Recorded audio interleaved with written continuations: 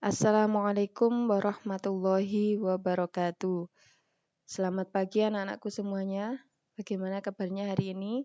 Semoga kita semuanya sehat walafiat, lahir maupun batin, dan senantiasa dalam lindungan Allah Subhanahu wa taala. Semoga masih semangat semuanya ya. Apapun yang terjadi hari ini, kita harus tetap bersyukur dan menjalaninya dengan semaksimal mungkin. Karena siapa tahu dengan ikhtiar kita tetap menjalani apapun yang terjadi saat ini akan menjadikan amalan kita yang diterima oleh Allah dan menjadi salah satu jalan kita untuk ke surganya nanti. Amin amin ya rabbal alamin. Anak-anakku, hari ini Bu Irma akan menjelaskan tentang isi kandungan surat Al-Alaq. Kalian bisa membacanya di halaman 6. Dan ini Bu Irma tambahkan penjelasannya. Jadi bisa saja ada yang tidak ada di buku, tapi Bu Irma tambahkan di dalam penjelasan ini.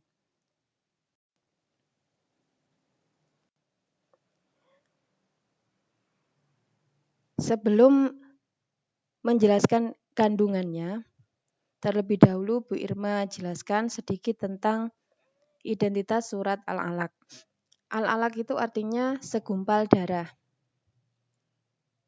Merupakan surat ke-96, letaknya sesudah Atin.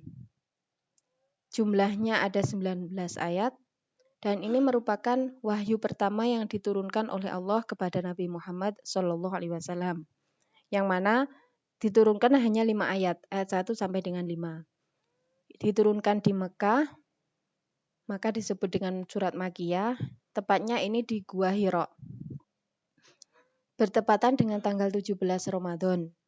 Nah, setiap tanggal 17 Ramadan sampai dengan hari ini akan selalu diperingati hari atau malam namanya Nuzul Quran, yaitu malam turunnya Al-Quran.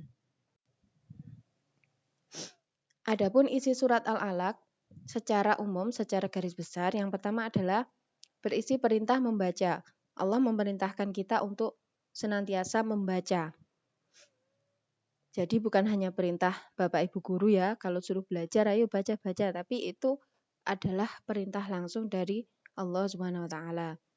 Kemudian berisi tentang penciptaan manusia, peringatan kepada Abu Jahal, karena di surat ini ada sebab-sebab turunnya karena perlakuan Abu Jahal terhadap Nabi Muhammad. Kemudian larangan mengikuti perilaku orang jahat seperti Abu Jahal itu. Meskipun pamannya Nabi, tapi beliau sangat jahat terhadap Nabi Muhammad. Kemudian juga ada perintah untuk mendekatkan diri kepada Allah pada ayat-ayat terakhir. Kandungan surat Al-Alaq, kandungannya ini Bu Irma bagi menjadi 2, karena berdasarkan turunnya, ayat ini turunnya bertahap, tidak langsung 19 ayat diturunkan langsung. Tetapi diturunkan tahap pertama ayat 1 sampai dengan 5, baru kemudian ayat berikutnya dan ayat berikutnya. Kandungan ayat 1 sampai 5 ini secara garis besarnya adalah Allah memerintahkan untuk membaca. Maksudnya bagaimana? Apakah hanya membaca misalnya surat Al-Alaq ini saja dibaca selesai? Tidak.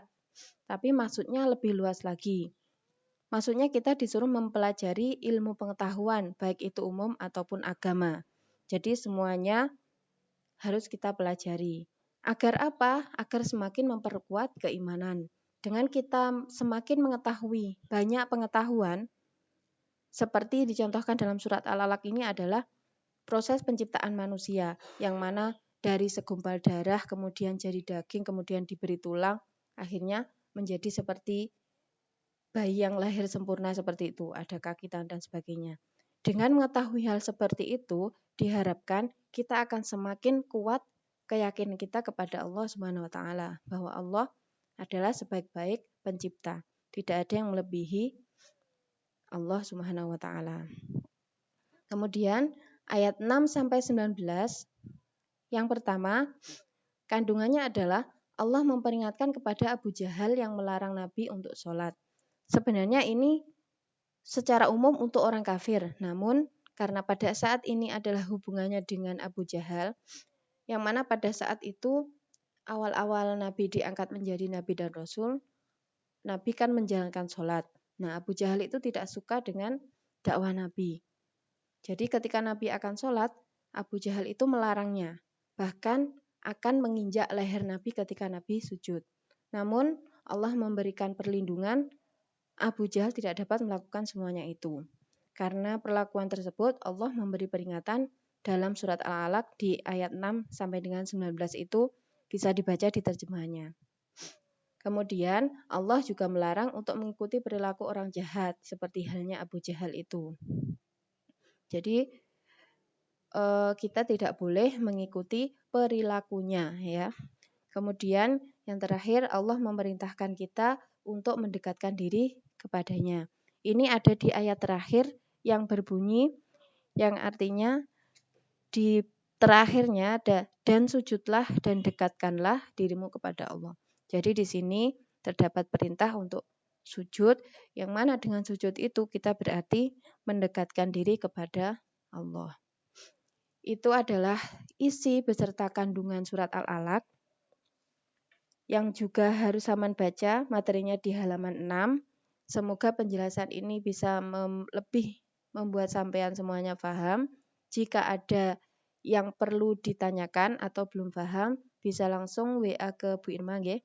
Setelah ini silahkan kerjakan tugas-tugas yang nanti Saman ambil, nanti bisa dibaca tugasnya apa. Dari Bu Irma, bila ada kurang dan lebihnya mohon maaf.